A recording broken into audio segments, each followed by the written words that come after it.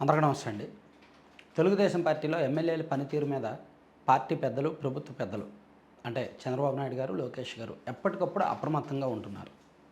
ఎందుకంటే ప్రభుత్వ పరంగా ఎంత మంచి చేసినా, ఎన్ని పెట్టుబడులు తెచ్చినా, ఎన్ని పరిశ్రమలు వచ్చినా, ఎంతమందికి ఉద్యోగ ఉపాధి అవకాశాలు కల్పించినా, అభివృద్ధి చేసినా, రాజధాని కట్టినా, పోలవరం కట్టినా గ్రౌండ్ లెవెల్లో ఎమ్మెల్యేల పనితీరు బాగోకపోతే, పబ్లిక్తో ప్రజలతో నేరుగా యాక్సెస్ లేకపోతే, కార్యకర్తలతో మంచి రిలేషన్స్ మెయింటైన్ చేయకపోతే ఖచ్చితంగా ప్రభుత్వానికి నష్టం, పార్టీకి నష్టం అనే విషయం వాళ్ళకి తెలుసు. అందుకే కొంతకాలంగా చాలా జాగ్రత్తగా వ్యవహరిస్తున్నారు ఎమ్మెల్యేల విషయంలో. ఎప్పటికప్పుడు సర్వేలు చేస్తున్నారు. మీకు తెలిసే ఉంటుంది, ఫిబ్రవరి, మార్చిలో కూడా సర్వేలు చేసి ఆ సర్వే రిపోర్ట్ దగ్గర పెట్టుకొని సీఎం గారు ఎమ్మెల్యేలను అందరినీ కూడా జిల్లాల వారీగా ఆ జిల్లాకు చెందిన ఎమ్మెల్యేలను అండ్ వాళ్ళ ఆ జిల్లా ఎస్పీ అండ్ ఆ జిల్లా కలెక్టర్ అందరినీ దగ్గర పెట్టుకొని మాట్లాడి ఎమ్మెల్యేలకు సీల్డ్ కవర్లో వాళ్ళ పనితీరు నివేదికలు అందించారు కదా. అది మనం చెప్పుకున్నాం. ఆ తర్వాత లోకేష్ గారు కూడా ఎమ్మెల్యేలతో వాళ్ళ కుటుంబ సభ్యులతో డిన్నర్ చేశారు, విందు చేశారు. అప్పుడు కూడా చెప్పాల్సినవి చెప్తూ కొంతమందికి చాలా ఫ్రీ యాక్సెస్ ఇచ్చారనమాట. సో వాళ్ళు ఎమ్మెల్యేలతో ఎటువంటి రిలేషన్స్ మెయింటైన్ చేయాలనుకుంటున్నారు అనేది సందేశం ఇచ్చారు. సో ఇంకా మార్చుకోవాల్సింది ఎమ్మెల్యేలు కొన్ని చోట్ల.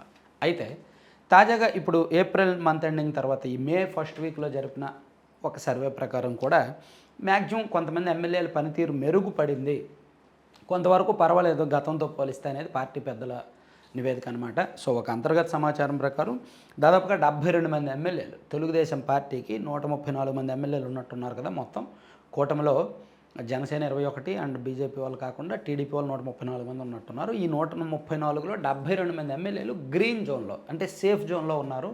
వాళ్ళ పనితీరు పూర్తిగా బాగుంది. అంటే నిధులు వాళ్ళ నియోజకవర్గాల అభివృద్ధికి రకరకాల మార్గాల్లో నిధులు అన్వేషించి పనులు చేయడంలో కానీ, కార్యకర్తలకు అందుబాటులో ఉండడంలో కానీ, ప్రభుత్వ కార్యక్రమాల్లో అంటే పెన్షన్ల పంపిణీ లాంటివి అండ్ కార్యకర్తలతో ప్రతి వారం మీటింగులు కావచ్చు అండ్ ప్రజా దర్బార్ నిర్వహించడం కానీ, ఇటువంటి కార్యక్రమాల్లో చురుగ్గా పాల్గొనడం, ఇలా మ్యాక్సిమం జనాలకు కార్యకర్తలకు అందుబాటులో ఉంటున్నారు అనుకునేవాళ్ళు. అభివృద్ధి కార్యక్రమాలు అందుబాటులో ఉండడము, కార్యక్రమాలు నిర్వహించడము, ఇవన్నీ కూడా బేరీజ్ వేసుకొని పార్టీ నిర్వహించిన తాజా సర్వేలో ఒక 72 మంది ఎమ్మెల్యేలు సేఫ్ జోన్లో ఉన్నారు, గ్రీన్ జోన్లో ఉన్నారు.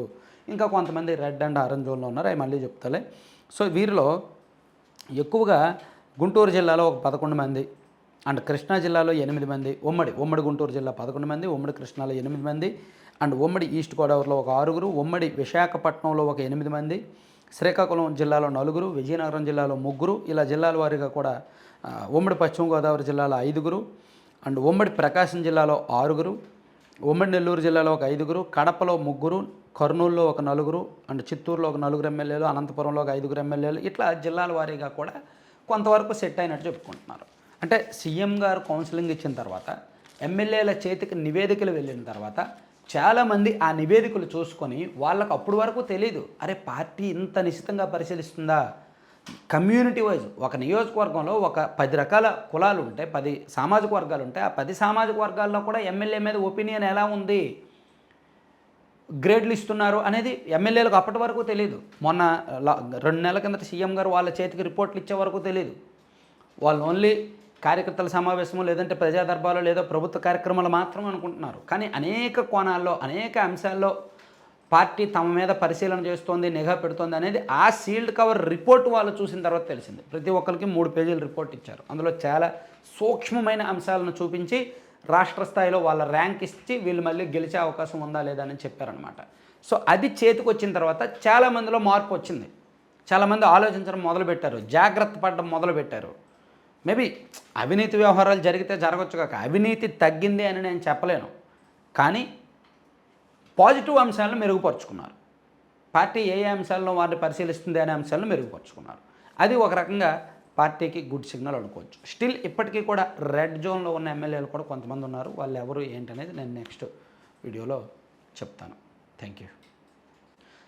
కంటెంట్ చివరి వరకు చూసిన ప్రతి ఒక్కరికి ధన్యవాదాలండి. కంటెంట్కి సంబంధం లేకుండా మీరు పక్కన స్క్రీన్ మీద ఒక యాడ్ చూస్తున్నారు కదా, లడ్డూపల్లెం.com అని. సో వీళ్ళ ప్రత్యేకత ఏంటంటే ప్యూర్ ఆర్గానిక్లో రైతులు పండించిన millets, seeds, dry fruits, nuts వాటిని వీళ్ళు తీసుకొని లడ్డూలు చేస్తారు. ఒక 25 రకాల వరకు లడ్డూలు చేస్తారు. వీళ్ళు బెల్లం పౌడర్ వాడతారు లేదా డేట్స్ పౌడర్ వాడతారు. షుగర్ అనేది అసలు వాడరు అనమాట. So healthy multiple health benefits ఉంటాయి వీటి వలన. అలాగే వీళ్ళతో మిల్లెట్స్తో హాట్ స్నాక్స్ చేస్తారు. అండ్ హెల్దీ పౌడర్స్ ఉంటాయి. మునగాకు పొడి, జామాకు పొడి, and protein powder, ABC powder, Amla beetroot carrot powder, Apple beetroot carrot powder లాంటివి ఉంటాయి. డేట్స్ పౌడరు, ఇలా రకరకాల కారపొడులు కూడా ఉంటాయి. హెల్దీ కారపొడి అంటే బి విటమిన్ కారపొడి, మల్టీవిటమిన్ కారపొడి, నల్లేరు కారపొడి లాంటివి.